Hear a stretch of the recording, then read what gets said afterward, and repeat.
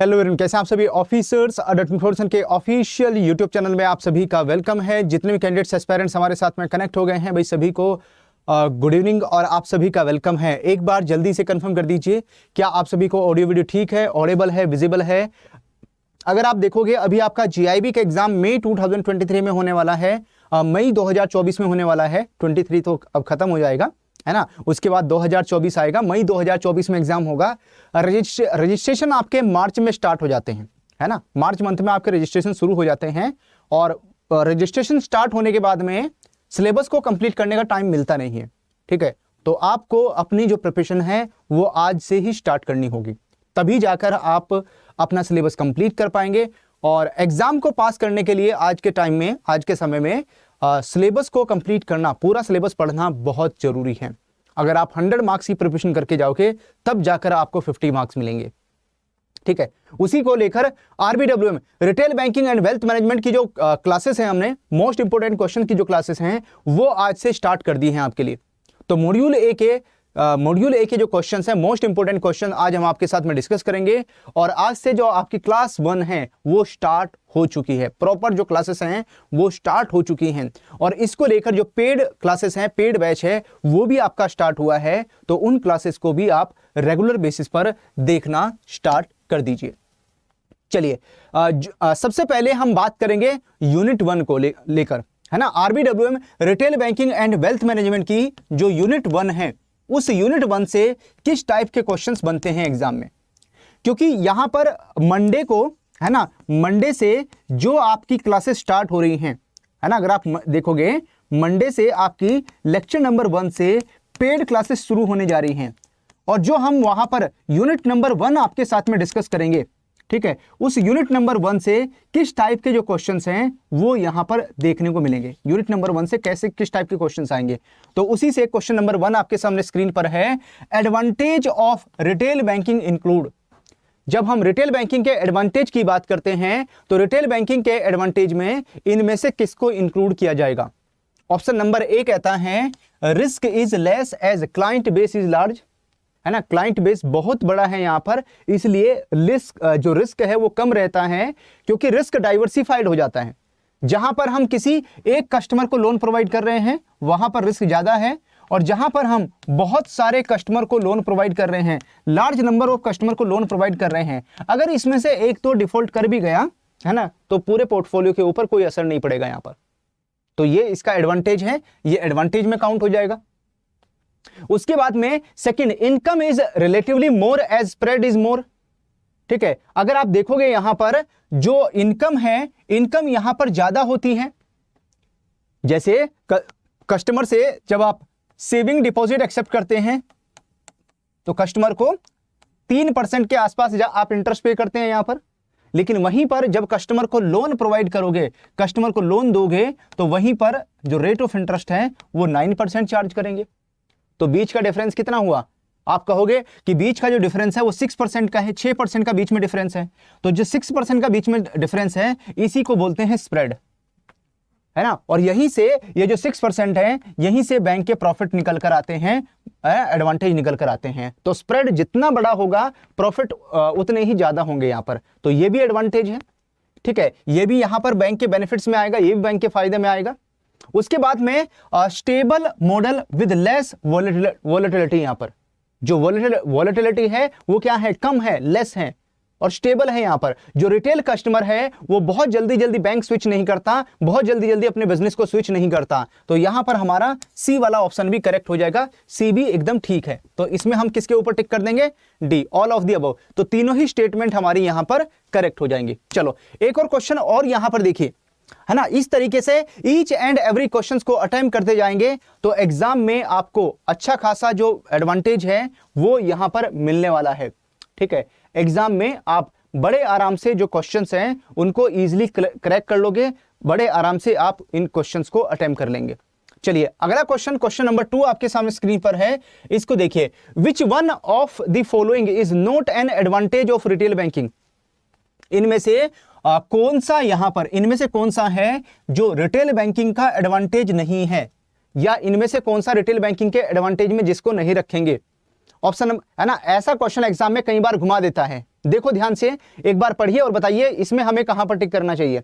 Option number A कहता है कि जो हाई क्रॉस सेलिंग पोटेंशियल होती है यहां पर, है ना, यहां पर जो क्रॉस सेलिंग है वो बहुत ज्यादा रहती है, ठीक है। उसके बाद में बी को देखेंगे, हाई कस्टमर लॉयल्टी रहती है, यहां पर कस्टमर बहुत जल्दी जल्दी अपने बिजनेस को स्विच नहीं करता। उसके बाद में सी कहता है यहां पर लेस वॉलेटिलिटी इन बिजनेस, जो बिजनेस है उसमें वॉलेटिलिटी कम रहती है यहां पर। एंड डी कहता है हाई डिफॉल्ट रेट होंगे इसमें। क्या लगता है आपको? ठीक है, अभी हमने बात की कि भाई जब हम रिटेल बैंकिंग में बात करते हैं तो रिटेल बैंकिंग में large number of customer base है यहां पर, है ना, एक बहुत बड़ा कस्टमर बेस है यहां पर।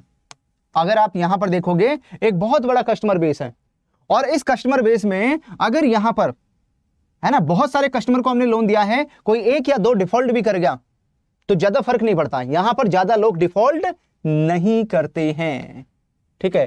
तो कौन सा हो जाएगा? यहां पर डी के ऊपर टिक कर देंगे, डी हमारा करेक्ट आंसर हो जाएगा यहां पर, है ना। कौन सा है? डी हमारा करेक्ट आंसर होगा। हाई क्रॉस सेलिंग कर सकते हैं हम रिटेल बैंकिंग कस्टमर को, है ना। कोई कस्टमर हमारे पास में saving account, current account open कराने आया है, उसको हम इंश्योरेंस दे सकते हैं, म्यूचुअल फंड दे सकते हैं, है ना, डीमैट अकाउंट खोल सकते हैं, ट्रेडिंग अकाउंट के लिए बोल सकते हैं उसको। उसके बाद में हाई कस्टमर लॉयल्टी होता है, कस्टमर बैंक के साथ में लंबे समय तक बना रहता है, एंड बिजनेस में वॉलेटिलिटी कम होती है यहाँ पर, है ना, बहुत जल्दी विड्रॉल या बहुत जल्दी जो डिपॉजिट है वो नहीं होते हैं यहाँ पर। तो ये तीनों एडवांटेज है यहाँ पर, ठीक है, और डी यहाँ पर हमारा रॉन्ग हो जाएगा। चलिए आगे बढ़ेंगे, अगला क्वेश्चन देखिए, इस क्वेश्चन को देखिए, क्वेश्चन नंबर 3 क्या कहता है question? Which one of the following is not part of retail banking? इनमें से किसको रिटेल बैंकिंग में आप नहीं रखोगे? पहचानिए भाई, ध्यान से पढ़िए।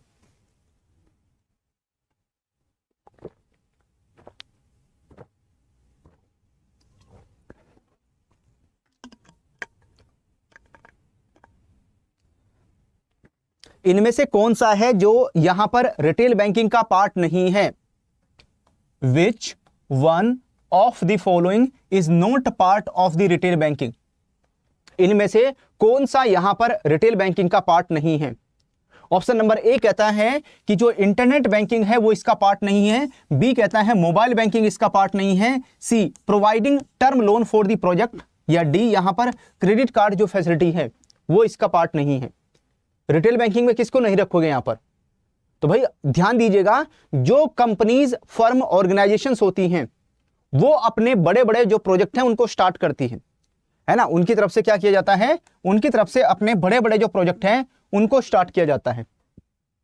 और ये जो अपने बड़े बड़े प्रोजेक्ट स्टार्ट करती हैं इसके लिए बैंक से लॉन्ग टर्म के लिए लोन लेती हैं, यहां पर लंबे समय के लिए लोन देते हैं, तो बैंक इनको लॉन्ग टर्म के लिए लोन प्रोवाइड करता है। तो अगर आप ये देखेंगे, ये यहां पर रिटेल बैंकिंग का पार्ट नहीं है, ये आपका होलसेल या कॉर्पोरेट बैंकिंग में आएगा।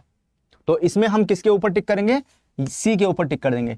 ये आपका रिटेल बैंकिंग का पार्ट है, इंटरनेट बैंकिंग, मोबाइल बैंकिंग आपका रिटेल बैंकिंग में आएगा, क्रेडिट कार्ड फैसिलिटी आपका रिटेल बैंकिंग में आएगा, लेकिन जो प्रोजेक्ट फाइनेंस है ये आपका रिटेल बैंकिंग का पार्ट नहीं है, इसको नहीं रखेंगे। अभी मैं जो क्वेश्चंस की प्रैक्टिस आपको करवा रहा हूं ये क्वेश्चन आपके बिलोंग करते हैं यूनिट 1 से, है ना, यूनिट 1 के क्वेश्चंस हैं। और मंडे को जो आपकी लेक्चर नंबर 1 से क्लास होगी इसमें बहुत मजा आने वाला है उस क्लास में आपको।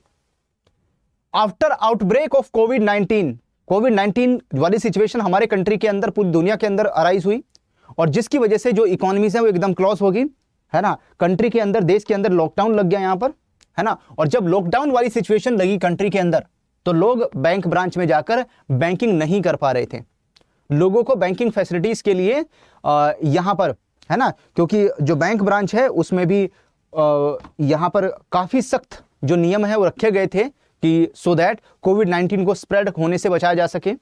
The future of retail banking will depend mainly on, है ना, जो फ्यूचर है किसका, जो फ्यूचर रिटेल बैंकिंग का वो इनमें से किसके ऊपर डिपेंड करेगा यहाँ पर, है ना। अगर फ्यूचर में भी कभी इस तरह की सिचुएशन क्रिएट होती है, कोविड-19 वाली सिचुएशन क्रिएट होती है, तो यहाँ पर जो बैंकिंग का फ्यूचर, रिटेल बैंकिंग का फ्यूचर, वो इनमें से सबसे ज्यादा किसके ऊपर डिपेंड करेगा?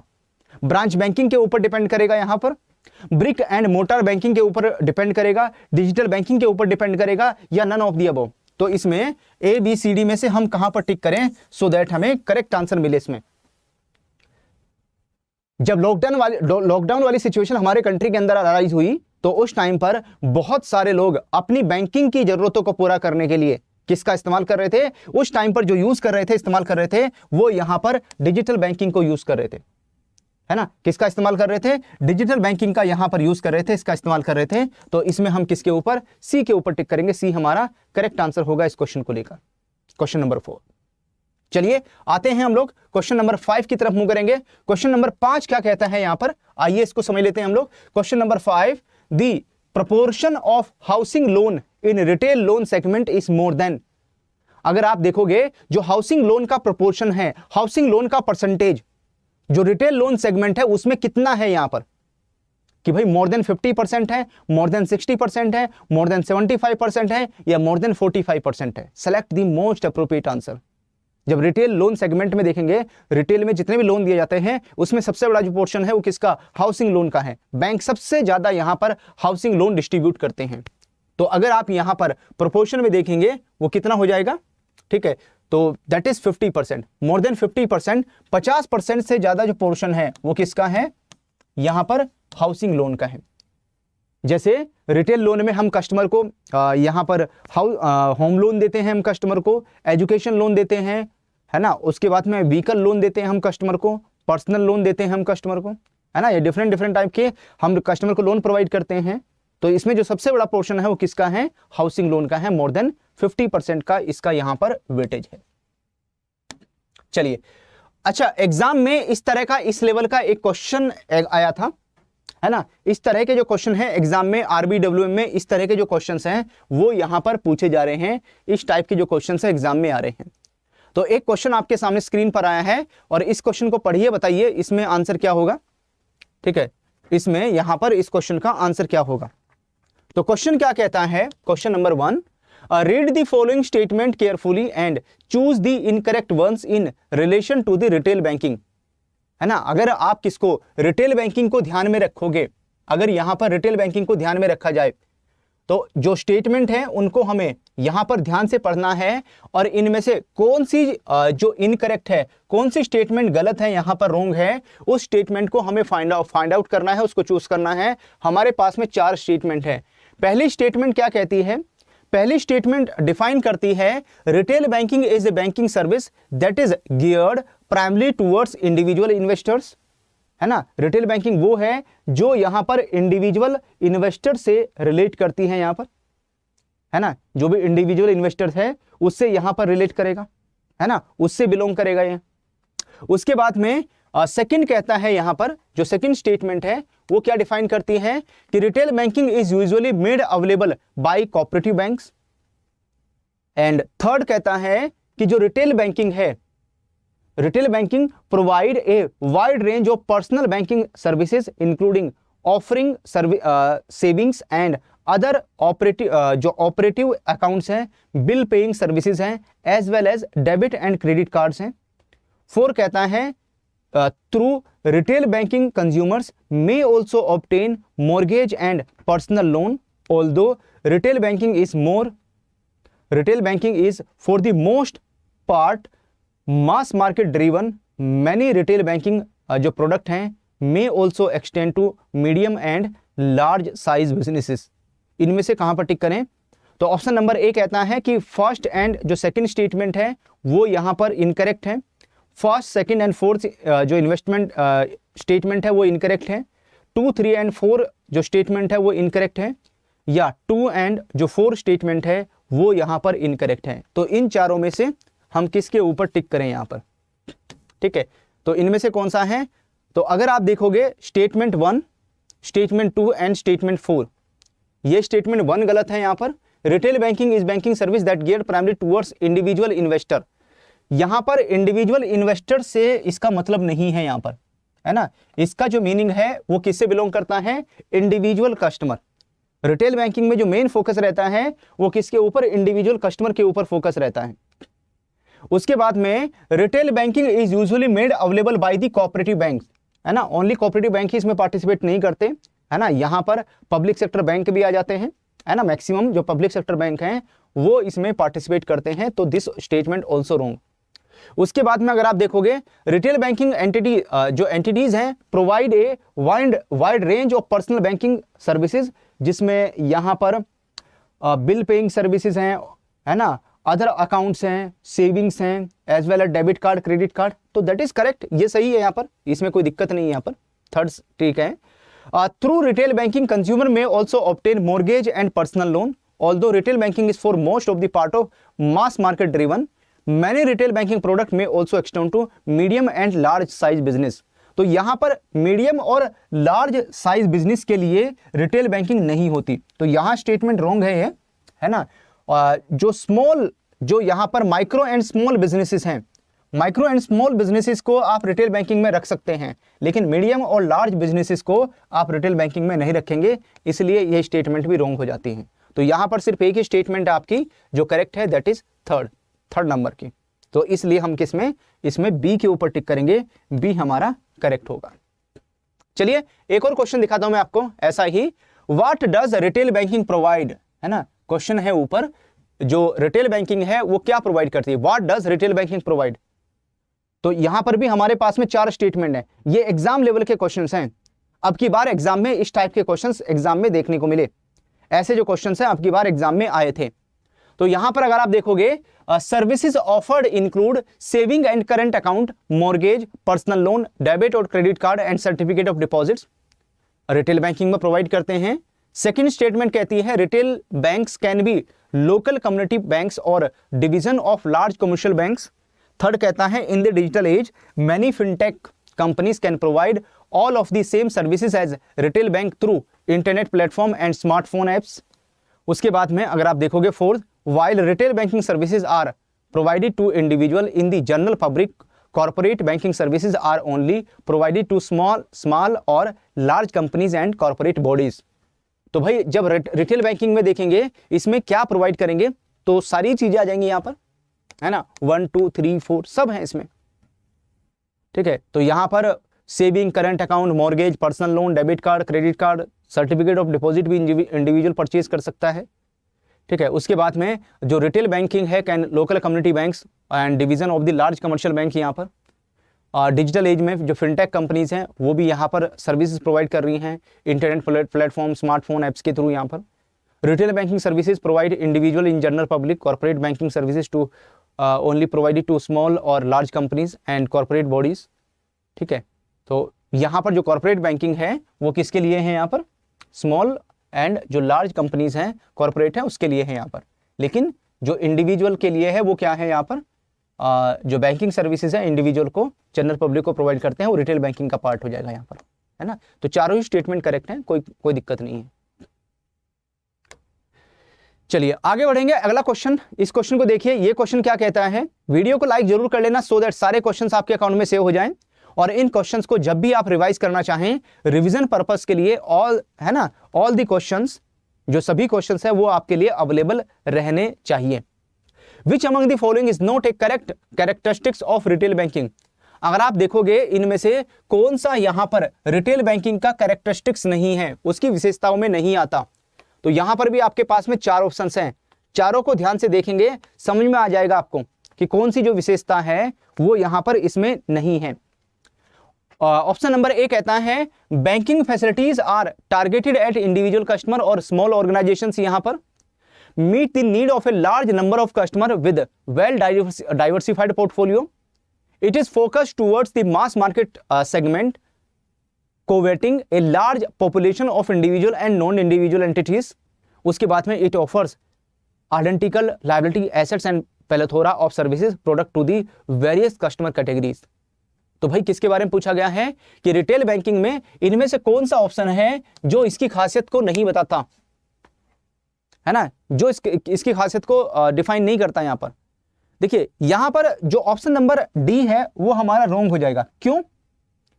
It offers identical liability and assets and इस तरह की, है ना, प्लेथोरा का various type of service product to various customer segments. यहां पर तो जब भी एसेट्स की बात, लायबिलिटीज की बात आएगी, जब भी एसेट्स की बात आएगी यहां पर, ठीक है, तो एसेट्स और लायबिलिटीज के लिए में जब ध्यान में रखा जाएगा तो यहां पर बात आती है कॉर्पोरेट की, है ना।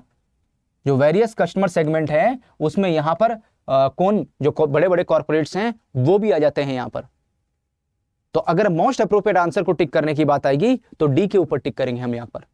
ए तो बिल्कुल सही है, है ना। ए वाले स्टेटमेंट तो हमारे करेक्ट हैं, जो बैंकिंग फैसिलिटीज हैं उसमें इंडिविजुअल कस्टमर और स्मॉल ऑर्गेनाइजेशन ये टारगेट रहती है, बिल्कुल सही है, कोई दिक्कत वाली बात नहीं।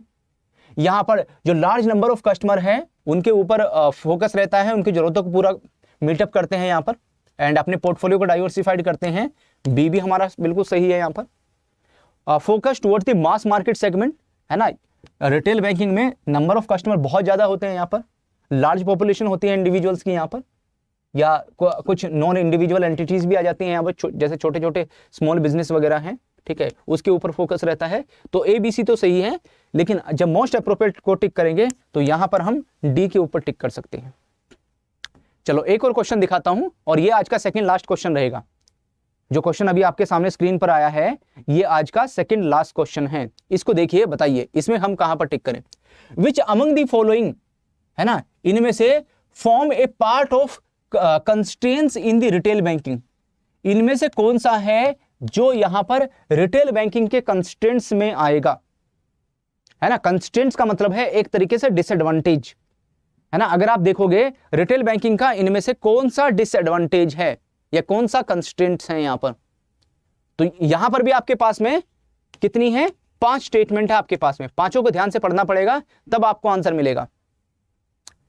पहली जो स्टेटमेंट है, higher delinquencies specially in unsecured retail loan and credit card जो रिसीवेबल्स होते हैं यहां पर, ठीक है, ये कंस्ट्रेंट्स हैं यहां पर। Client base will be large and therefore risk is spread across the customer base. Any loss in faith in particular bank can lead to sudden outflow of retail deposits. यहां पर customer loyalty will be strong with good scope of cross selling रहता है। यहां पर competition is very fair which may sometime lead to unhealthy competition यहां पर, ठीक है। तो जब कंस्ट्रेंट्स की बात करोगे रिटेल बैंकिंग में, इनमें से कौन सा कंस्ट्रेंट्स का पार्ट है यहां पर, ठीक है, तो इसमें एक तो फर्स्ट ही आ जाएगा आपका, है ना, ये कंस्ट्रेंट्स है यहां पर। जब आप रिटेल बैंकिंग में अनसिक्योर्ड लोन कस्टमर को देते हैं, है ना, जब आप कस्टमर को क्या करते हैं, अनसिक्योर्ड लोन प्रोवाइड करते हैं, या कस्टमर को आप क्रेडिट कार्ड देते हैं, यहां पर ये अनसिक्योर्ड नेचर होते हैं, तो यहां पर डिक्लाइन होने के चांसेस ज्यादा रहते हैं, है ना, कस्टमर डिफॉल्ट कर सकता है यहां पर। उसके बाद में नेक्स्ट देखेंगे, client base will be large and therefore risk spread across the customer base. Risk यहां पर ज्यादा नहीं होता, क्लाइंट बेस आपका ज्यादा है ना, client base will be large, तो यहां पर जो रिस्क है वो स्प्रेड हो जाता है ना, ये तो अच्छी बात है, ये तो सही है यहां पर, ठीक है, तो ये कंस्ट्रेंट में नहीं आएगा, ये तो एडवांटेज है यहां पर, बी सेकंड वाला। उसके बाद में third, any loss in faith in a particular bank can lead to sudden outflow of retail deposit resulting in collapse of the bank, जिसको बोलते हैं बैंक रन, कि भाई अगर यहां पर क्या हुआ, किसी बैंक में अगर कस्टमर का जो फेथ है वो क्या हुआ, डाउन हुआ, जैसे यस बैंक की हालत हुई थी, यस बैंक में लोगों का फेथ कम हुआ, है ना, और लोग लंबी लंबी लाइनें जो लगाकर वो बाहर खड़े हो गए, हमें अपना पैसा निकालना है। अब बैंक के पास क्या इतना पैसा रहता है कि सभी को विड्रॉल करा दे, यहाँ पर बैंक के पास इतना पैसा रहता नहीं कि सबको विड्रॉल करा दे, ठीक है, तो ऐसे केस में यहां पर बैंक रन वाली सिचुएशन आ जाती है, बैंक के डूबने के चांसेस बन जाते हैं। तो अगर आप ये देखेंगे, ये भी यहां पर कंस्ट्रेंट्स है ना, डिसएडवांटेज है यहां पर, ये एडवांटेज है यहां पर। उसके बाद में customer loyalty will be strong with a good scope of cross selling, है ना, जो कस्टमर लॉयल्टी है, कस्टमर लॉयल्टी की वजह से आप यहां पर क्रॉस सेलिंग कर सकते हैं, ठीक है। Customer tend not to change from one bank to another very often, एक बैंक जो कस्टमर है, रिटेल कस्टमर, वो एक बैंक से दूसरे बैंक को बार बार चेंज नहीं करता, तो ये तो एडवांटेज है ना, ये भी एडवांटेज है, ये भी एडवांटेज है, यहाँ पर सेकंड वाला भी, ये तो एडवांटेज है, डिसएडवांटेज थोड़ी है यहाँ पर। उसके बाद में फिफ्थ नंबर देखेंगे, the competition is very fair which may sometime lead to unhealthy competition, तो हाँ भाई, कई बार इन सब चीजों की वजह से, क्योंकि प्रॉफिट मार्जिन अच्छे खासे होते हैं यहाँ पर, ठीक है, तो अनहेल्दी कंपटीशन जो है वो अराइज हो सकता है यहाँ पर, तो ये भी कॉन्स्टेंट्स है यहाँ पर। तो फर्स्ट, थर्ड एंड 5, तो फर्स्ट, थर्ड, 5 हमारी जो स्टेटमेंट है वो डिसएडवांटेज हो जाएंगी। चलो आज का देखते हैं हम लोग लास्ट क्वेश्चन क्या है हम आप सभी के लिए। तो आप सभी के लिए लास्ट क्वेश्चन ये रहा यहाँ पर, और इसमें है, read the following statement carefully and choose the correct option in relation to the topic world retail banking report 2016 by Capgemini and European financial management and marketing association, ठीक है। इस टॉपिक से रिलेटेड आपके पास में 2 स्टेटमेंट है, इनको पढ़ना है और उसके बाद में आपको आंसर करना है यहाँ पर। तो इन दोनों स्टेटमेंट को लेकर 4 ऑप्शंस आपको मिल जाएंगे। पहली स्टेटमेंट क्या कहते हैं, स्टेटमेंट 1 क्या डिफाइन करती है कि world retail banking report 2016 by Capgemini and EEFMA found that 63% of customer across the globe, 63% जो कस्टमर है पूरी दुनिया के अंदर, they are now using fintech product and services, वो यहां पर फिनटेक प्रोडक्ट एंड सर्विसेज का इस्तेमाल कर रहे हैं, उसका यूज कर रहे हैं। Penetration is currently lowest in the emerging markets and among younger customer, but it is expected to increase in all the geographies and age. उसके बाद में जो स्टेटमेंट सेकंड है वो क्या कहती हैं, वाइल 96% ऑफ द बैंकिंग जो एग्जीक्यूटिव है agreed that industry is evolving towards a digital, जो बैंकिंग इकोसिस्टम है उसमें यहां पर इमर्ज हो रही हैं, ओनली 13% से जो 13% है वो कहते हैं they have system in place to support it. Fintech providers are gaining popularity among the customer. जो फिनटेक हैं वो लगातार क्या कर रहे हैं यहाँ पर, जो फिनटेक है वो लगातार यहाँ पर अपने आप को और स्ट्रॉन्ग और अपने आप को मजबूत यहाँ पर लगातार करते जा रहे हैं। चलिए इसमें हम कहाँ पर टिक करें, कौन सा है हमारा करेक्ट आंसर इसमें।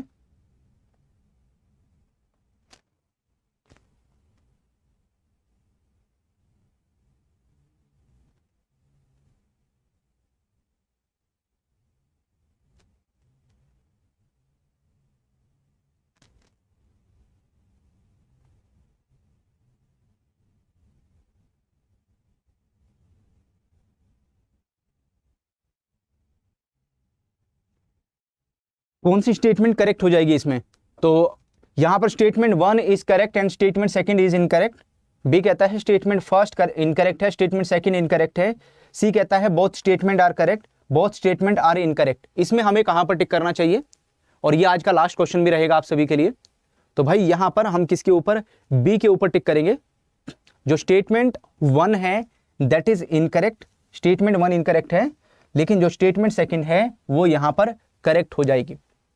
तो जो वर्ल्ड रिटेल बैंकिंग रिपोर्ट है, अगर आप कौन सी देखते हैं, जो वर्ल्ड बैंकिंग रिपोर्ट है यहां पर, उसमें जो 63% of customer across the globe है ना, across the globe are using fintech product and services. उसके बाद में पेनिट्रेशन इज करंटली, जो पेनिट्रेशन है currently right now it is highest, है ना, यहां पर जो पेनिट्रेशन है वो लोवेस्ट नहीं है, जो पेनिट्रेशन है वो लोवेस्ट नहीं है, पेनिट्रेशन क्या हो गया है यहां पर, हाईएस्ट हो गया है अब, है ना, penetration is highest right now. और जिसकी वजह से जो मार्केट्स हैं वो लगातार यहां पर इमर्ज हो रही हैं।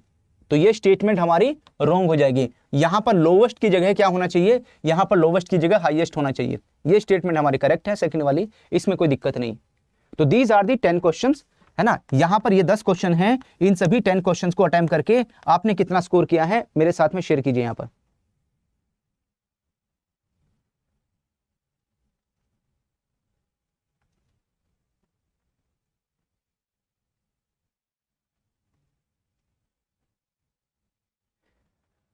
कॉन्ग्रेचुलेशंस, आपका बीएफएम क्लियर हो गया, सीआईबी क्लियर हो गया है, बहुत बहुत बधाई हो आपको, है ना। और जितने भी एस्पिरेंट जीआईबी के एग्जाम की प्रिपरेशन कर रहे हैं, अभी अब मई 2024 में अपना जीआईबी का एग्जाम क्लियर कर लीजिए, फिर नवंबर दिसंबर में आपको भी मौका मिल जाएगा सीआईबी का एग्जाम देने के लिए।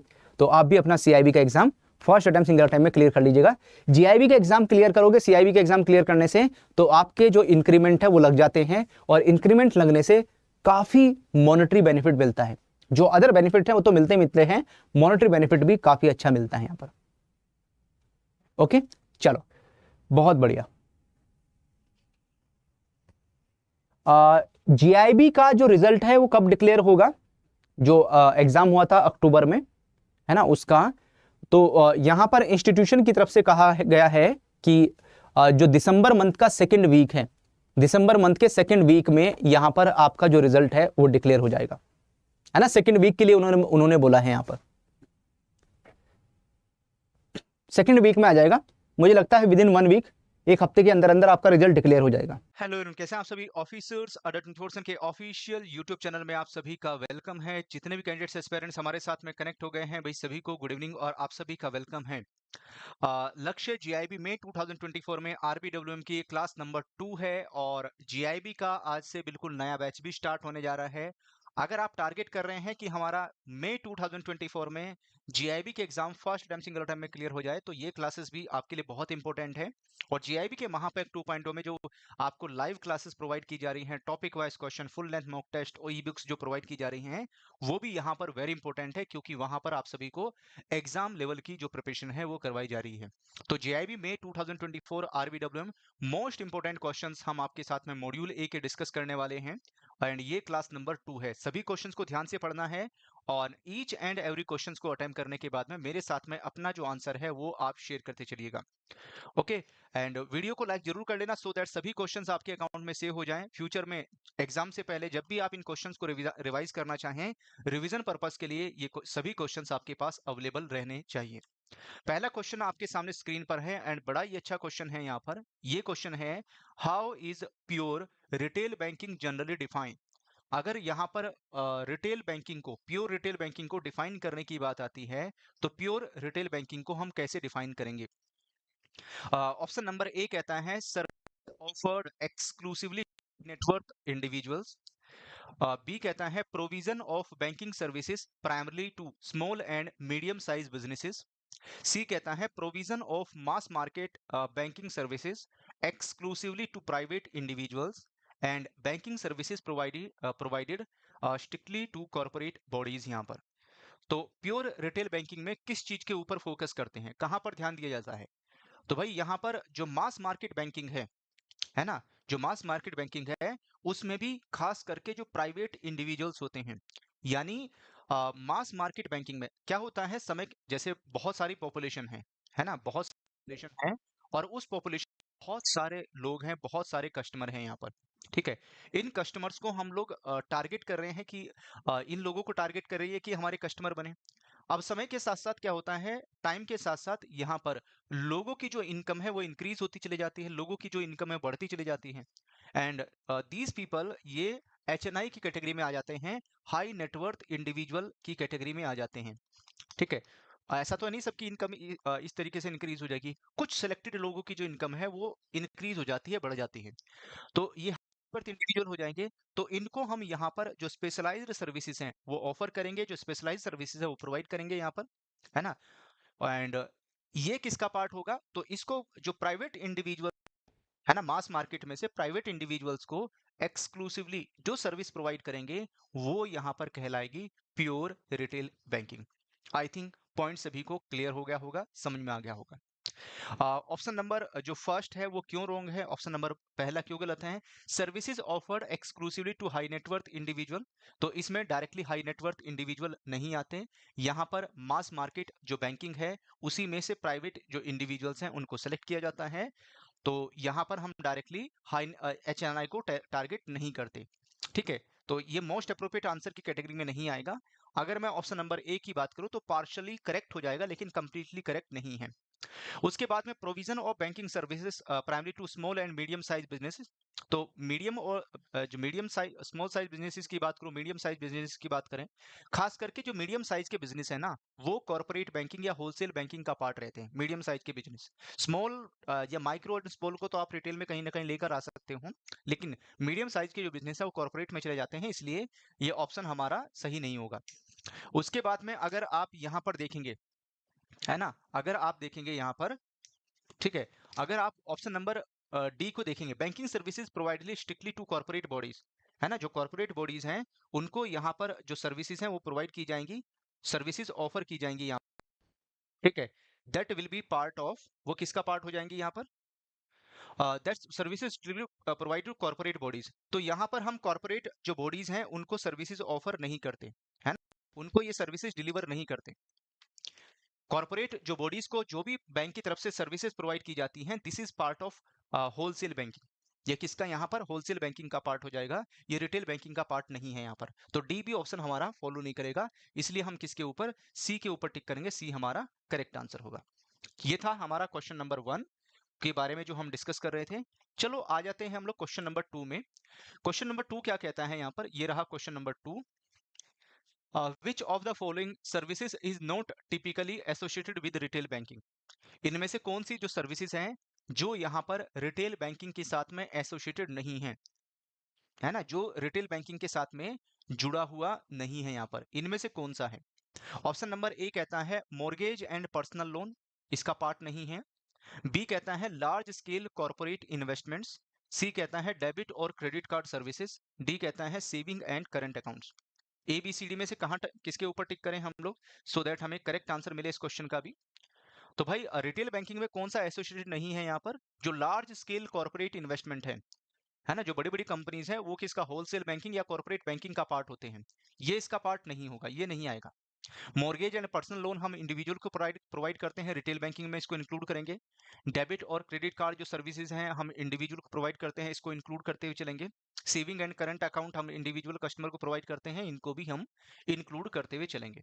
तो आंसर कौन सा होगा? बी। बी के ऊपर टिक करेंगे। आसान क्वेश्चन है, इजी क्वेश्चन है, इसको तो इजीली आप पहचान लोगे, है ना। इसको लेकर आज आपकी लेक्चर नंबर 1 से जो क्लासेस हैं स्टार्ट होने जा रही हैं, तो उन क्लासेस में आपको काफी बेनिफिट मिलेगा, काफी फायदा मिलेगा। तो जीआईबी के महापैक 2.0 में आज ही एनरोलमेंट कर लीजिएगा। स्पेशल कोड है आप सभी के लिए Y195, इस कोड का यूज करेंगे तो आपको 81% तक का डिस्काउंट मिल जाएगा। ओके, चलो आगे बढ़ेंगे। With the advent of the digital age, who can provide the same services as retail banking? है ना। अगर हम यहाँ पर डिजिटल एरा की बात करते हैं, डिजिटल टाइम की बात करते हैं, डिजिटल बैंकिंग की बात करते हैं, तो इनमें से कौन सा है who can provide the same services as retail banking, जिस तरीके से यहाँ पर रिटेल बैंक्स प्रोवाइड करते हैं? ऑप्शन नंबर ए कहता है only other larger commercial banks can provide. B कहता है यहाँ पर सोनली गवर्नमेंटल जो इंस्टीट्यूशन है वो प्रोवाइड कर सकते हैं। सी कहता है यहाँ पर many fintech companies through internet platform and apps they can provide. और डी कहता है only small local community banks can provide. इनमें से किसके ऊपर टिक करें, है ना। अगर मैं डिजिटल एरा की बात करूं तो कौन यहाँ पर सेम टाइप की जो सर्विसेज है रिटेल बैंक्स में प्रोवाइड कर सकते हैं? तो बहुत सारी जो फिनटेक कंपनीज हैं, जैसे मैं क्लास में बताते रहता हूँ इसके बारे में, है ना, पेड क्लासेस में डिस्कस करते हैं, वहाँ तो बहुत सारे एग्जांपल हम आपको बताते हैं सो दैट इन कॉन्सेप्ट को आप लिंक कर सकें या सारे कॉन्सेप्ट आपको याद रह सकें। तो फिनटेक कंपनीज में जैसे पेटीएम है ना, पेटीएम फिनटेक में आता है। तो इस तरह की बहुत सारी, जैसे क्रेड है ना, फिनटेक है यहाँ पर। तो ये क्या करते हैं, रिटेल कस्टमर को, जनता को, पब्लिक को अपने साथ कनेक्ट करते हैं, अपने साथ जोड़ते हैं यहाँ पर, है ना। इंटरनेट प्लेटफॉर्म और एप्स का इस्तेमाल करते हुए जो फाइनेंशियल सर्विसेज हैं लोगों तक, है ना, मास मार्केट तक, मास लेवल पर लोगों तक जो फाइनेंशियल सर्विसेज है उनको डिलीवर किया जाता है। आप देख रहे हैं आजकल, है ना, जैसे फोन पे देखेंगे आप, है ना, पेटीएम देखेंगे, ये क्या है, ये सारे के सारे फिनटेक का पार्ट है। अब छोटी छोटी जो पेमेंट है वो भी इनके थ्रू की जा रही है यहाँ पर, क्योंकि यहाँ पर जो कॉस्टिंग है काफी कम है। ठीक है, तो ये था हमारा क्वेश्चन नंबर 3 जो हम आपके साथ में डिस्कस कर रहे थे। चलो आ जाते हैं हम लोग क्वेश्चन नंबर 4 में। क्वेश्चन नंबर 4 को देखिए, क्वेश्चन नंबर 4 क्या कहता है यहाँ पर? Who are the primary target of retail banking services? Retail banking में आप किसको टारगेट करते हैं? अगर आपको अपने फाइनेंशियल प्रोडक्ट, है ना, या फाइनेंशियल सर्विसेज को या बैंकिंग सर्विसेज को, बैंकिंग प्रोडक्ट को डिलीवर करना है, कस्टमर तक पहुंचाना है, तो यहाँ पर आपका टारगेट कौन रहेगा, है ना। किसको ध्यान में रख के आप सारी की सारी जो एक्टिविटीज करेंगे, है ना। आपका कस्टमर बेस कौन सा है यहाँ पर रिटेल बैंकिंग में? तो लार्ज कॉर्पोरेट एंड इंडस्ट्रीज होंगे? नहीं नहीं, बड़े बड़े जो कॉर्पोरेट हैं, इंडस्ट्रीज हैं, तो वो तो होलसेल बैंकिंग में आते हैं। ठीक है, वो तो किसका पार्ट रहेंगे, होलसेल बैंकिंग का या कॉर्पोरेट बैंकिंग का पार्ट रहेंगे यहाँ पर। Individual customer and small organisation, जो छोटी छोटी ऑर्गेनाइजेशन होते हैं, छोटे छोटे बिजनेस होते हैं, इंडिविजुअल्स होते हैं, उसको हम टारगेट करते हैं यहाँ पर। बिल्कुल सही यहाँ पर, है ना, बिल्कुल करेक्ट हो जाएगा। ओनली हाई नेटवर्थ इंडिविजुअल, देखो हाई नेटवर्थ इंडिविजुअल भी हमारे रिटेल बैंकिंग का पार्ट रहते हैं, लेकिन यहाँ पर ओनली शब्द यूज होने से, ओनली वर्ड यूज होने से ये आपका रोंग हो जाता है। तो पहला तो आपका रोंग है ही है, बी ऑप्शन आपका सही है। सी क्यों रोंग है? क्योंकि यहाँ पर ओनली शब्द लग गया, ओनली वर्ड यूज होने की वजह से HNI इंडिविजुअल हमारा ऑप्शन रॉन्ग हो गया। अदरवाइज हाई नेटवर्थ जो इंडिविजुअल हैं वो भी आपका रिटेल बैंकिंग में कवर होता है। एक्सक्लूसिवली नॉन इंडिविजुअल एंटिटीज, तो ये तो गलत ही हो जाएगा, क्योंकि रिटेल बैंकिंग में हम खास करके जो इंडिविजुअल कस्टमर हैं उनको यहाँ पर टारगेट करते हैं, तो ये ऑप्शन भी हमारा फॉलो नहीं करेगा। है ना, इसलिए हम किसके ऊपर, बी के ऊपर टिक करेंगे। चलिए बढ़ेंगे हम लोग आगे। नेक्स्ट क्वेश्चन नंबर जो 5 है वो आपके सामने स्क्रीन पर आ रहा है। Question number 5। क्वेश्चन नंबर 5 को देखिए, बताइए इसमें आंसर कौन सा होगा। What does retail banking focus on a mass market segment mean.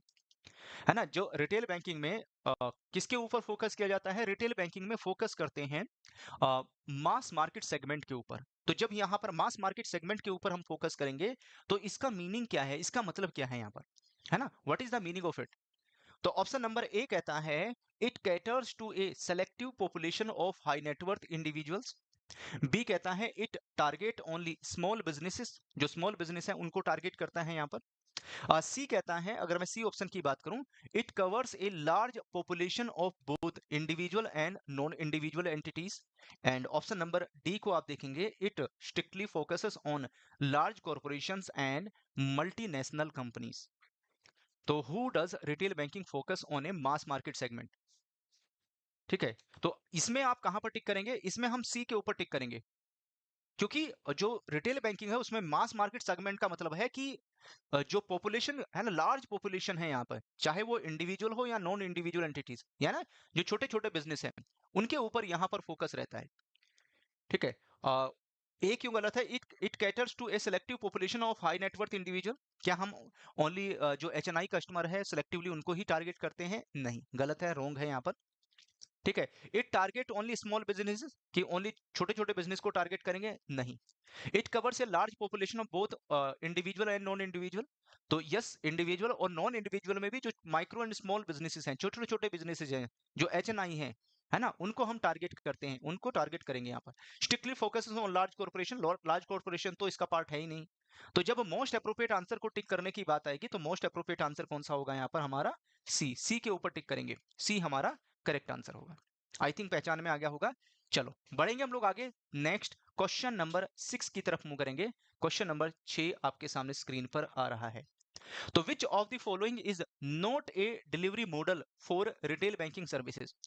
जो रिटेल बैंकिंग सर्विसेज है उसमें इनमें से कौन सा डिलीवरी मॉडल का पार्ट इसमें नहीं है, है ना, इनमें से किसको हम डिलीवरी मॉडल में नहीं रखेंगे। पढ़िए ध्यान से और मेरे साथ में शेयर करते चलिए। क्वेश्चन नंबर 6 आपके सामने स्क्रीन पर है ना। Which of the following model is model for retail banking services, जो यहाँ पर retail banking services model, delivery model में नहीं आएगा। ऑप्शन नंबर ए कहता है in person appointments only through branches, physical, internet banking, mobile banking. तो भाई यहाँ पर डुअर टू डुअर बैंकिंग तो हम प्रोवाइड करते हैं, लेकिन इन पर्सन अपॉइंटमेंट यानी जो इंडिविजुअल कस्टमर है उसको रिटेल बैंकिंग सर्विसेज को लेने के लिए, है ना, किसी से अपॉइंटमेंट लेने की जरूरत नहीं होती यहाँ पर, है ना। यहाँ पर अपॉइंटमेंट वाला सिस्टम नहीं है कि भाई डॉक्टर के पास जा रहे हैं, पहले डॉक्टर से अपॉइंटमेंट ले लो, अपॉइंटमेंट देंगे तभी उनसे मिलना होगा, तभी आप यहाँ पर बैंकिंग सर्विसेज ले पाएंगे। इसमें ऐसा कुछ नहीं है यहाँ पर, है ना, इसमें इस तरह का कुछ भी प्रोविजन यहाँ पर नहीं है। यहाँ पर इन पर्सन अपॉइंटमेंट नहीं होती है। यहाँ पर किसके थ्रू होगा, थ्रू दी ब्रांचेस, है ना, ब्रांचेस के थ्रू हम जो रिटेल बैंकिंग सर्विसेज है कस्टमर को डिलीवर करते हैं यहाँ पर। उसके साथ साथ जो इंटरनेट बैंकिंग है उसके थ्रू सर्विसेज डिलीवर करेंगे, जो मोबाइल बैंकिंग है उसके थ्रू सर्विसेज डिलीवर करेंगे। ठीक है, तो इसमें हमारा जो आंसर है वो कौन सा होगा, ए के ऊपर टिक करेंगे, है ना। ये था हमारा क्वेश्चन नंबर 6। चलो आ जाओ क्वेश्चन नंबर 7 पे आते हैं। क्वेश्चन नंबर 7 आपके सामने स्क्रीन पर है। ये क्या कहता है, which statement best captures the essence of retail banking.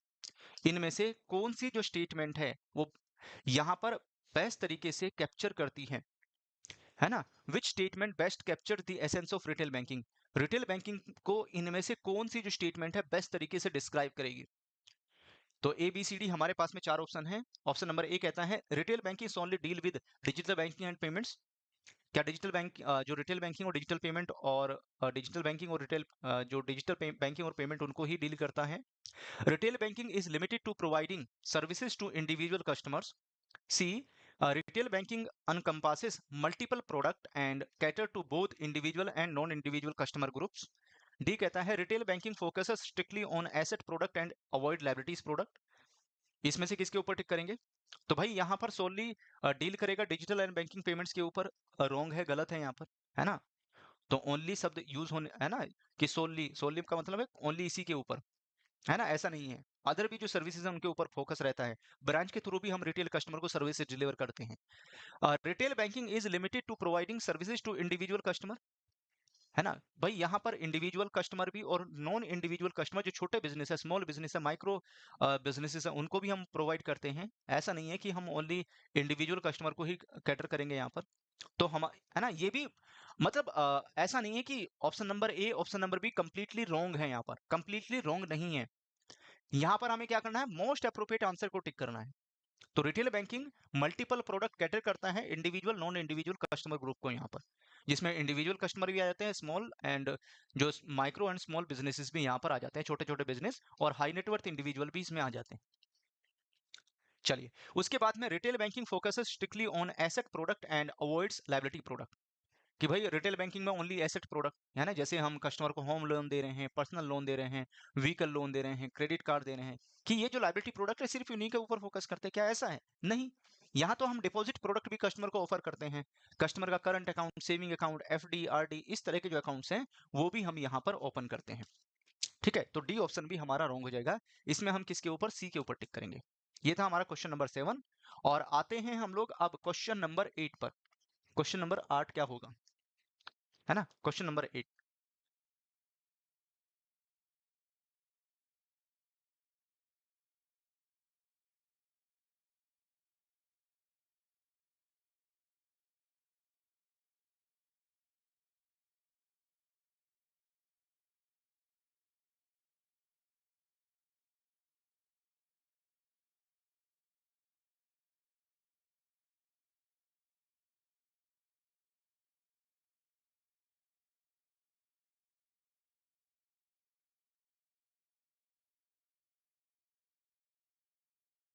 इस क्वेश्चन को, what can be a potential constraint in retail banking if the IT system aren't robust, है ना? अगर यहाँ पर जो IT सिस्टम है वो मजबूत नहीं है, स्ट्रॉन्ग नहीं है यहाँ पर,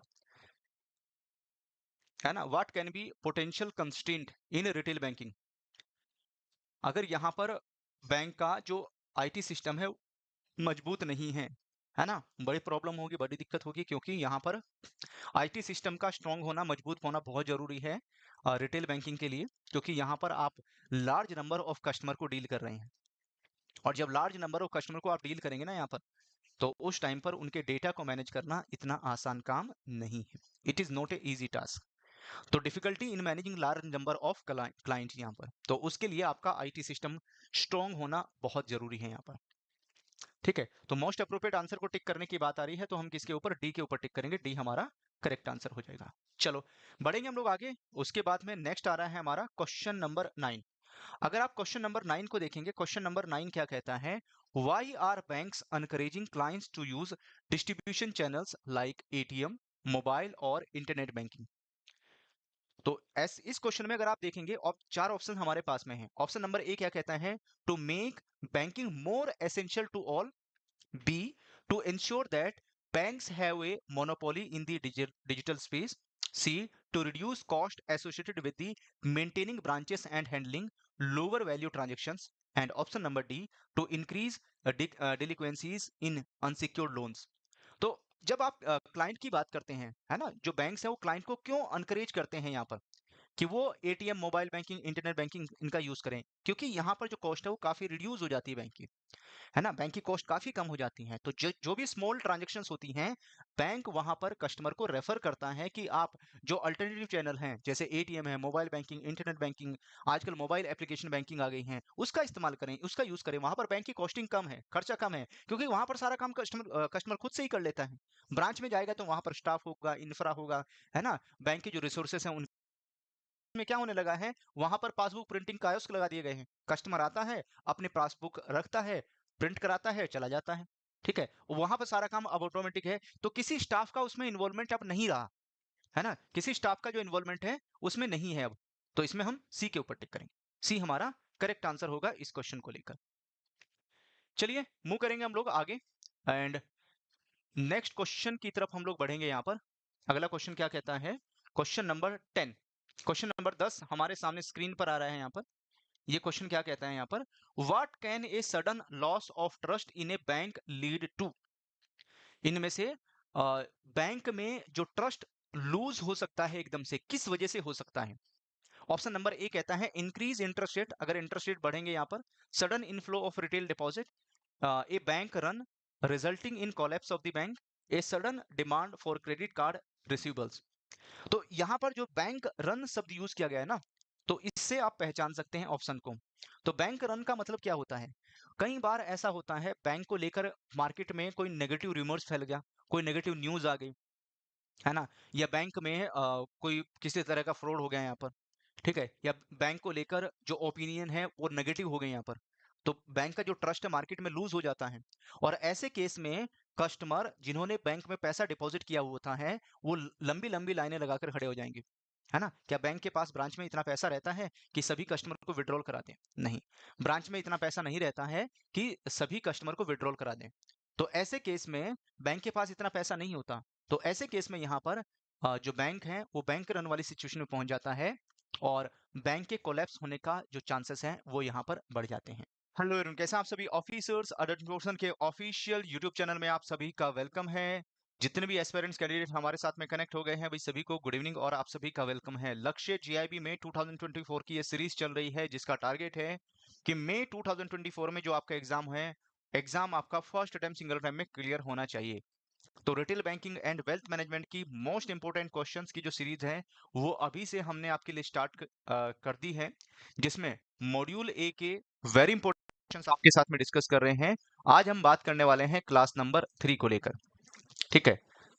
ठीक है, आज जो हम क्लास नंबर 3 को लेकर we will discuss, class number 3 को लेकर हम लोग बात करने वाले हैं। एंड में हम डिस्कस करेंगे कुछ वेरी इंपॉर्टेंट क्वेश्चन जो एग्जाम लेवल के हैं। ईच एंड एवरी क्वेश्चंस को अच्छे से आपको देखना है, पढ़ना है, समझना है, फिर आंसर करना है। वीडियो को लाइक जरूर कर लेना सो दैट सभी क्वेश्चंस आपके अकाउंट में सेव हो जाएं। और अगर ऑफिसर अड्डा 24/7 यूट्यूब चैनल पर पहली बार विजिट कर रहे हैं तो चैनल को सब्सक्राइब जरूर कर लीजिएगा so that JIB and CIB bank promotion exam और अदर सर्टिफिकेट एग्जाम की जो मोस्ट इंपोर्टेंट वीडियोस हम आपको प्रोवाइड करते हैं वो आपको मिल सके, आपकी प्रिपरेशन में, आपकी तैयारी में आपको भरपूर तरीके से हेल्प कर सके यहाँ पर। ओके, चलिए बढ़ेंगे हम लोग आगे एंड बात कर लेते हैं। पहला क्वेश्चन आपके सामने स्क्रीन पर आया है। ये क्वेश्चन क्या कहता है? Which is an essential factor for the success of retail banking in India, है ना। अगर मैं किसकी बात करूं यहाँ पर, कौन सा है which of the following essential factor, इनमें से कौन सा यहाँ पर एसेंशियल फैक्टर है जो रिटेल बैंकिंग की सक्सेस में एक इंपॉर्टेंट रोल प्ले करेगा, है ना। ऐसा कौन सा है जो इंपॉर्टेंट रोल प्ले करने वाला है? तो यहाँ पर हमारे पास में चार ऑप्शन है, चार ऑप्शन को हमें ध्यान से पढ़ना है। ऑप्शन नंबर ए कहता है यहाँ पर increase number of physical bank branches, जो भी फिजिकल बैंक ब्रांचेस हैं उसके जो नंबर है उनको इंक्रीज किया जाए, उसको बढ़ाया जाए यहाँ पर। उसके बाद में बी ऑप्शन कहता है presence of N efficient delivery mechanism हो यहाँ पर। अवेलेबिलिटी ऑफ इंटरनेशनल बैंकिंग जो ऑप्शंस हैं वो होने चाहिए यहाँ पर। इसके साथ साथ हाई इंटरेस्ट रेट्स ऑन जो सेविंग्स हैं वो हम कस्टमर को प्रोवाइड करें, वो हम कस्टमर तक पहुंचाएं यहाँ पर। चलिए हम किसके ऊपर टिक करें, ध्यान से पढ़ें और मेरे साथ में शेयर करते चले यहाँ पर। तो भाई अगर मैं यहाँ पर बात करूं, है ना, which of the following is essential factor, इनमें से कौन सा यहाँ पर एसेंशियल फैक्टर के तौर पर काम करेगा? तो जो एसेंशियल फैक्टर के तौर पर इसमें रोल प्ले करने वाला है, काम करने वाला है, वो है presence of N efficient delivery mechanism, है ना। यहाँ पर जो डिलीवरी मैकेनिज्म है वो क्या होना चाहिए? वो एफिशिएंट होना चाहिए, खास करके रिटेल कस्टमर के लिए, क्योंकि रिटेल कस्टमर में अगर आप नंबर ऑफ कस्टमर को देखेंगे, presence of number of customers यहाँ पर बहुत ज्यादा है, ठीक है। तो वहां पर जो अल्टरनेट डिलीवरी चैनल्स हैं वो बैंक को अपने पास में और स्ट्रॉन्ग करके रखने पड़ेंगे और मजबूत होने चाहिए। ये था हमारा क्वेश्चन नंबर 1 जो हम डिस्कस कर रहे थे अभी। उसके बाद में बढ़ेंगे हम लोग आगे, क्वेश्चन नंबर 2 की तरफ मूव करेंगे। क्वेश्चन नंबर 2 आपके सामने स्क्रीन पर आ रहा है ना। ये रहा क्वेश्चन नंबर 2, ध्यान से पढ़िए इस क्वेश्चन को भी।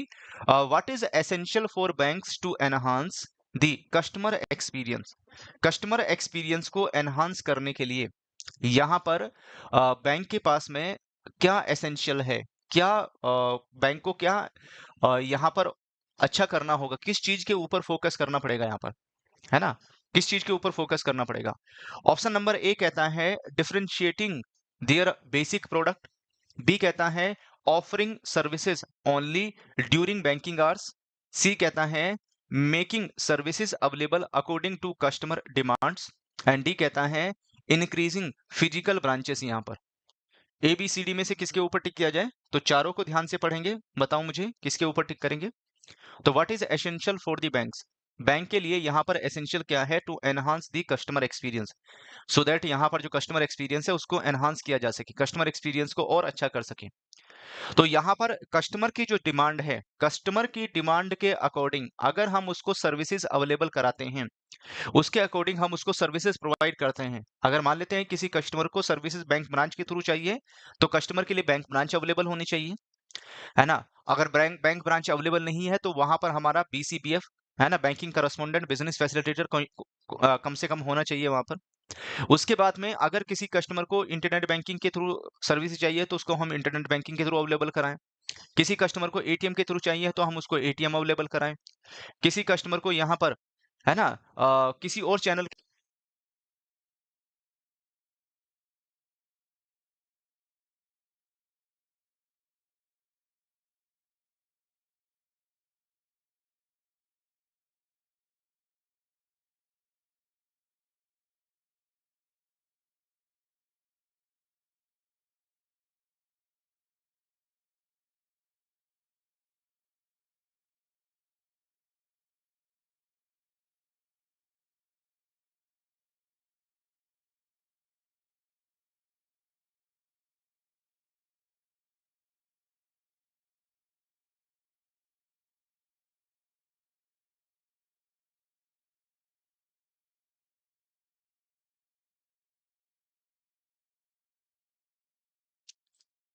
चलिए बढ़े हम लोग आगे, और ये हम क्वेश्चन नंबर 2 को लेकर बात कर रहे हैं। तो भाई यहाँ पर जैसी भी कस्टमर की डिमांड है, कस्टमर की डिमांड को फुलफिल करने की कोशिश करें, है ना।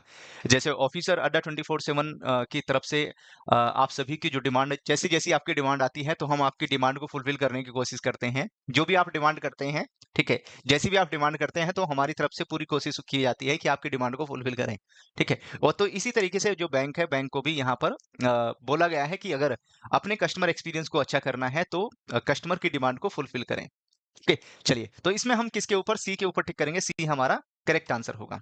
चलिए आगे बढ़ेंगे। नेक्स्ट क्वेश्चन नंबर 3 आपके सामने स्क्रीन पर आ रहा है। ये क्वेश्चन नंबर 3 क्या कहता है? How can banks bring down there cost of service delivery?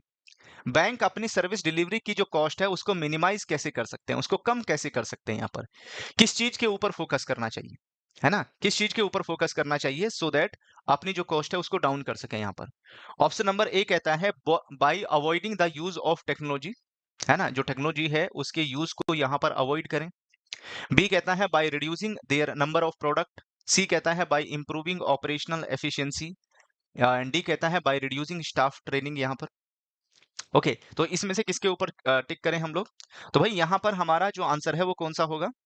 तो how can bank bring down, जो ऑपरेशनल एफिशिएंसी है उसको जितना इंप्रूव करते चले जाएंगे उतनी ही जो हमारी कॉस्ट ऑफ डिलीवरी है ना, कॉस्ट ऑफ सर्विस डिलीवरी है वो रिड्यूस होगी। और कॉस्ट ऑफ यहाँ पर डिलीवरी सर्विसेज जितनी रिड्यूस होती चली जाएगी, जितनी कम होगी, उतना ही यहाँ पर बैंक का जो प्रॉफिट है या बैंक की जो प्रॉफिटेबिलिटी है वो इंप्रूव होती चली जाएगी, बैंक की प्रॉफिटेबिलिटी यहाँ पर बढ़ती चली जाएगी, ठीक है। इसमें हम किसके ऊपर, इसमें हम सी के ऊपर टिक करेंगे। सी हमारा करेक्ट आंसर होगा इस क्वेश्चन को लेकर। चलो बढ़ेंगे हम लोग आगे, नेक्स्ट अगले क्वेश्चन की तरफ मूव करेंगे। नेक्स्ट क्वेश्चन आ रहा है, what will increasingly drive the integration of all type of banking channels in the future? Option number A कहता है बैंक इन्वेस्टमेंट, बी कहता है कस्टमर नीड्स एंड प्रेफरेंस हो जाएगा यहाँ पर, सी की बात करूँ नंबर ऑफ फिजिकल ब्रांचेस हो जाएंगी, और डी कहता है स्टॉक मार्केट परफॉर्मेंस। यहाँ पर इनमें से कौन सा है, किसके ऊपर टिक किया जाए? What will increasingly drive the investigations? तो अभी ये हमारा क्वेश्चन नंबर 3 था, अब आ गए हैं हम लोग क्वेश्चन नंबर 4 में। क्वेश्चन नंबर 4 को ध्यान से पढ़ेंगे। What will increasingly drive the integration of all type of banking channel in the future? तो यहाँ पर लगातार जो all type of banking channel है उनका लगातार इंटीग्रेशन हो रहा है ना, उनको कहीं ना कहीं एक ही प्लेटफॉर्म पर कनेक्ट करने की यहाँ पर फ्यूचर में जो जैसे जैसे जो टेक्नोलॉजी है वो इम्प्रूव हो रही है, तो कस्टमर नीड्स एंड प्रेफरेंस, तो सेंटर में कौन है? सेंटर में कस्टमर है। कस्टमर की जो नीड्स है, कस्टमर की जो प्रेफरेंस है, उसको ध्यान में रखते हुए जो all type of banking channels हैं उनको लगातार इंटीग्रेट कर रहे हैं कस्टमर की रिक्वायरमेंट के हिसाब से। तो इसमें हम किसके ऊपर? बी के ऊपर टिक करेंगे। बी हमारा करेक्ट आंसर होगा इस क्वेश्चन को लेकर। चलिए, ये था हमारा क्वेश्चन नंबर 4 और उसके बाद में आते हैं हम लोग क्वेश्चन नंबर 5 पर। क्वेश्चन नंबर 5 पर आएंगे यहाँ पर। एंड जो क्वेश्चन नंबर 5 है वो क्या कहता है? What does direct banking encompass besides online banking? है ना, अगर हम किसकी बात करते हैं, व्हाट डज, जो डायरेक्ट बैंकिंग है ना, जब मैं किसकी डायरेक्ट बैंकिंग की बात करता हूं, जो डायरेक्ट बैंकिंग है that is encompass online banking यहाँ पर। तो फिजिकल ब्रांचेस के through online mobile banking, a wide range of channel approach including ATM, mobile banking devices and call centre, या D only ATM and mobile devices? तो यहाँ पर जो direct banking है, बैंक हो जाएंगे, ठीक है, तो यहाँ पर डिलीवर कर रहे हैं सो दैट कस्टमर जहां भी है उस तक हम वहां पर जो सर्विसेज हैं वो पहुंचाएं। क्वेश्चन नंबर 6 आपके सामने स्क्रीन पर आ रहा है। क्वेश्चन नंबर 6 को देखिए। एंड क्वेश्चन नंबर 6 क्या कहता है यहाँ पर, ध्यान से पढ़ेंगे। What has been compound annual growth rate या CAGR of online banking household over the last 5 years? है ना, पिछले है ना, अगर आप लास्ट 5 ईयर्स में देखोगे, पिछले 5 सालों में देखेंगे यहाँ पर, तो ऑनलाइन बैंकिंग में जो ऑनलाइन बैंकिंग हाउस होल्ड है पिछले 5 सालों में कितना CAGR रहा है यहाँ पर? है ना, CAGR है कंपाउंड एनुअल ग्रोथ रेट होता है यहाँ पर। पढ़िए ध्यान से और मेरे साथ में अपना जो आंसर है वो शेयर करते चलिए। यहाँ पर CAGR बताइए कितना है यहाँ पर?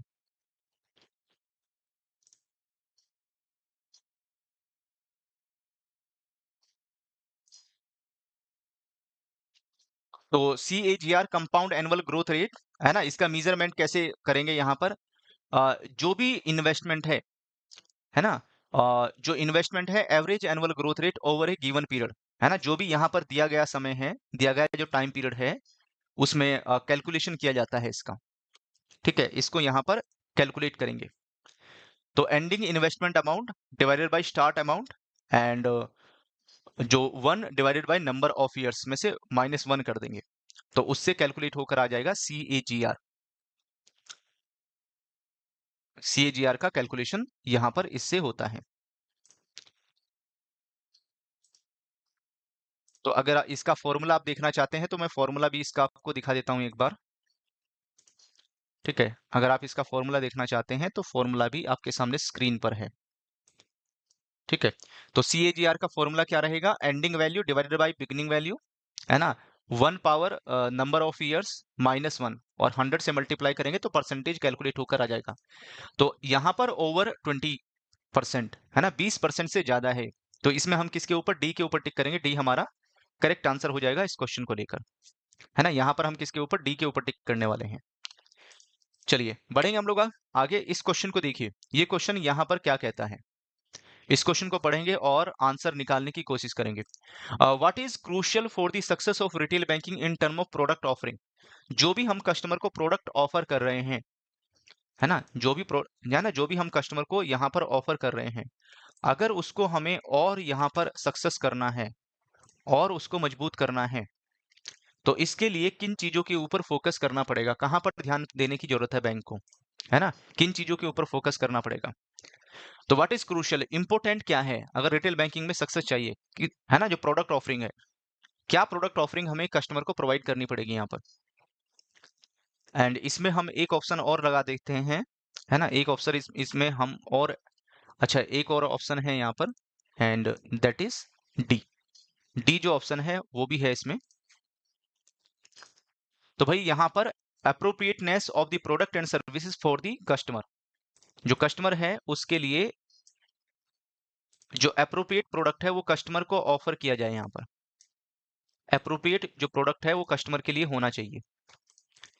तो appropriateness of the product and services for the customer, जो प्रोडक्ट कस्टमर के लिए सही हो, है ना। जब भी कोई ऑर्गेनाइजेशन कोई भी प्रोडक्ट लॉन्च करे तो उसमें ऑर्गेनाइजेशन को सबसे पहले क्या ध्यान रखना है?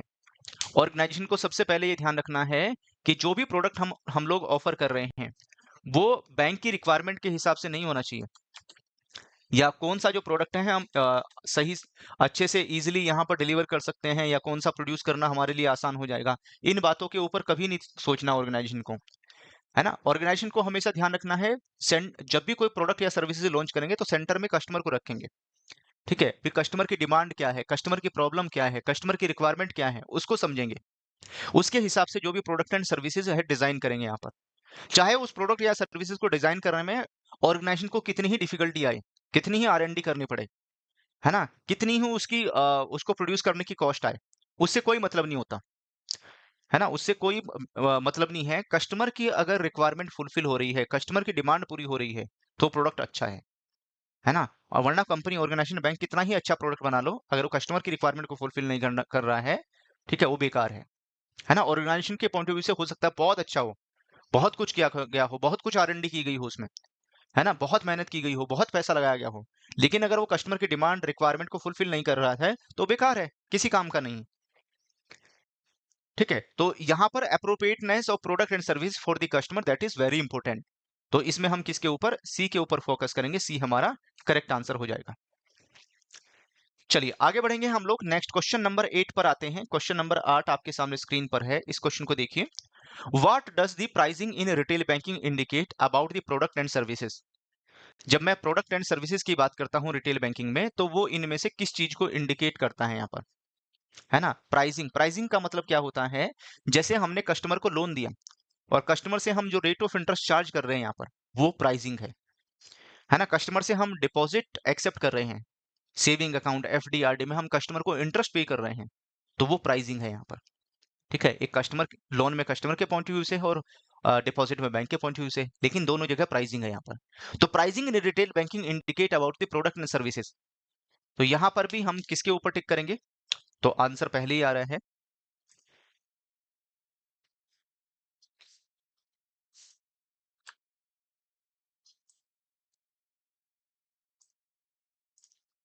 चलिए। तो इसमें हम कहां पर टिक कर देंगे, इसमें भी हम सी के ऊपर टिक करेंगे। सी हमारा करेक्ट आंसर हो जाएगा इस क्वेश्चन को लेकर, है ना। यहां पर हम किसके ऊपर, सी के ऊपर टिक कर देंगे, सी हमारा करेक्ट आंसर होगा।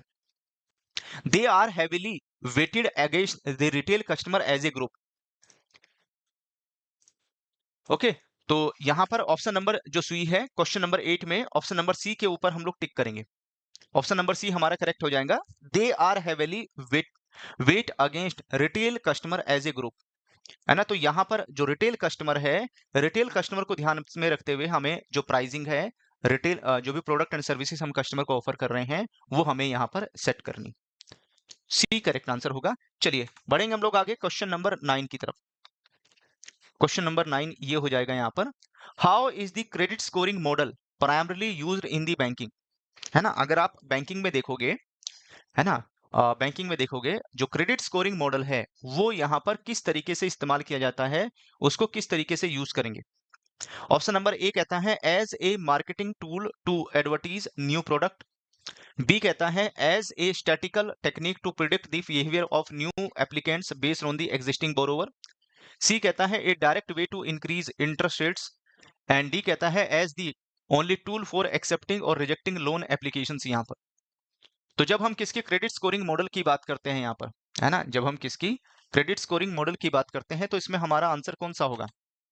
तो स्टैटिकल जो टेक्निक्स हैं उनका इस्तेमाल किया जाता है बैंक में, सो दैट जितने भी नए एप्लीकेंट्स आते हैं उनके बिहेवियर को प्रिडिक्ट किया जा सके यहाँ पर, है, जितने भी हमारे एग्जिस्टिंग बोरोवर हैं उनके साथ में उसके उनके बिहेवियर को प्रिडिक्ट करेंगे यहाँ पर। तो जिससे जो क्रेडिट स्कोरिंग मॉडल है इसका यहाँ पर इस्तेमाल किया जाएगा, इसका यूज करेंगे यहाँ पर, कि उनका रीपेमेंट बिहेवियर कैसा है ना, कितनी बार वो क्या कर रहे हैं, डिफॉल्ट कर चुके हैं, है ना। किसी ने पहले से लोन लिया था तो कितनी बार अपने EMI को डिफॉल्ट किया उसने, तो इन सब चीजों के बारे में यहां से पता चलेगा।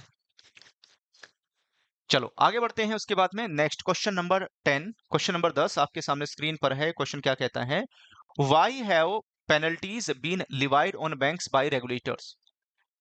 रेगुलेटर्स कौन है, इंडिया में अगर बैंकिंग सेक्टर के लिए बात करोगे तो रेगुलेटर कौन है, रिजर्व बैंक ऑफ इंडिया। तो reserve bank of India banks के ऊपर कई बार पेनल्टीज इंपोज करता है, पेनल्टीज लगाता है यहाँ पर। क्यों पेनल्टी लगाई जाती है। ऑप्शन नंबर ए कहता है for aggressive marketing strategies, failing to protect customer interest and unfair practices. C4 not having enough branches in urban areas, and D4 not offering digital banking services यहाँ पर। तो भाई जो पेनल्टीज रेगुलेटर की तरफ से इम्पोज की जाएगी तो उसमें जो अनफेयर ट्रेड प्रैक्टिसेस हैं यहाँ पर, है ना, अगर कोई बैंक कस्टमर के साथ में चीटिंग धोखाधड़ी कर रहा है यहाँ पर, या कस्टमर का जो इंटरेस्ट है उसको प्रोटेक्ट नहीं कर रहा है यहाँ पर, तो उस केस में जो जैसे कई बार ऐसा होता है कि बैंक जो reserve bank of India bank के ऊपर पेनल्टी लगाता है अगर बैंक रूल एंड रेगुलेशंस को फॉलो नहीं करता, है ना। जैसे कई कई बैंकों के ऊपर अभी हाल ही में पेनल्टी लगी थी कि उन्होंने केवाईसी के जो नॉर्म्स हैं उनको फॉलो नहीं किया, ठीक है, तो आरबीआई ने पेनल्टी इंपोज की। तो ऐसे करके जो रेगुलेटर है वो पेनल्टीज लगाता है बैंक्स के ऊपर सो दैट बैंक सही तरीके से काम करें यहाँ पर। तो इसमें हम किसके ऊपर, बी के ऊपर टिक करेंगे, बी हमारा करेक्ट आंसर हो जाएगा। तो these are the very important questions. तो इन सभी क्वेश्चंस को अटेम्प्ट करके आपने कितना स्कोर किया है मेरे साथ में एक बार जल्दी से शेयर कर दीजिए, है ना। और अभी आप सभी के लिए जीआईबी का बिल्कुल नया बैच स्टार्ट हुआ है। उस जीआईबी के नए बैच में आप किस तरीके से एनरोलमेंट कर सकते हैं, तरीका बिल्कुल सिंपल है। विजिट कीजिए adda247.com और अपने मोबाइल में गूगल प्ले स्टोर या एप्पल स्टोर से adda247 एप्लीकेशन डाउनलोड कर लो।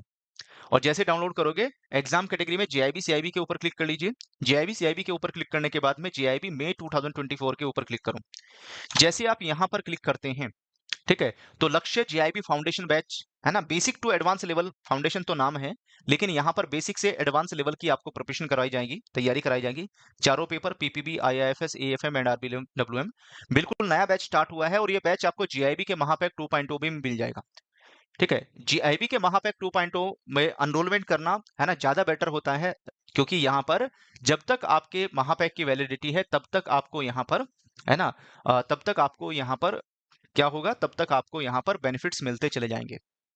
और महापैक में जितने भी सारे नए बैच लॉन्च होते हैं वो भी आएंगे। जो लक्ष्य बैच अभी लॉन्च हुआ है जेआईबी का वो भी इसमें आपको प्रोवाइड किया जाएगा।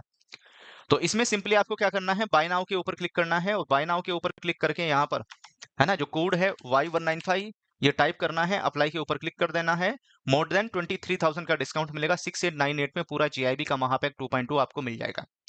अच्छा, अगर आपको और डिस्काउंट चाहिए या अगर आपको डबल वैलिडिटी के बारे में पूछना है, जानकारी चाहिए कि डबल वैलिडिटी मुझे कब मिलेगी जीआईबी के महापैक 2.0 में, तो इसके लिए मैं कहूंगा आप ये नंबर है, इस नंबर पे कॉल कर लो, है ना। 08037834944 ये नंबर दिया गया है यहाँ पर, ठीक है। इस नंबर पे कॉल करोगे तो आपको और अधिक जानकारी और मिल जाएगी यहाँ पर, है ना। 08037834944 इस नंबर पे कॉल कर लीजिएगा। तो 78% से क्या ज्यादा डिस्काउंट मिल सकता है, क्या डबल वैलिडिटी ऑफर मिल सकता है यहाँ पर, है ना। तो इस नंबर पे तुरंत कॉल कर लो, पता चल जाएगा आपको। ओके, चलिए फिर आज का सेशन हम लोग यहीं पर वाइंड अप करेंगे। Thank you all of you, happy learning, जय हिंद।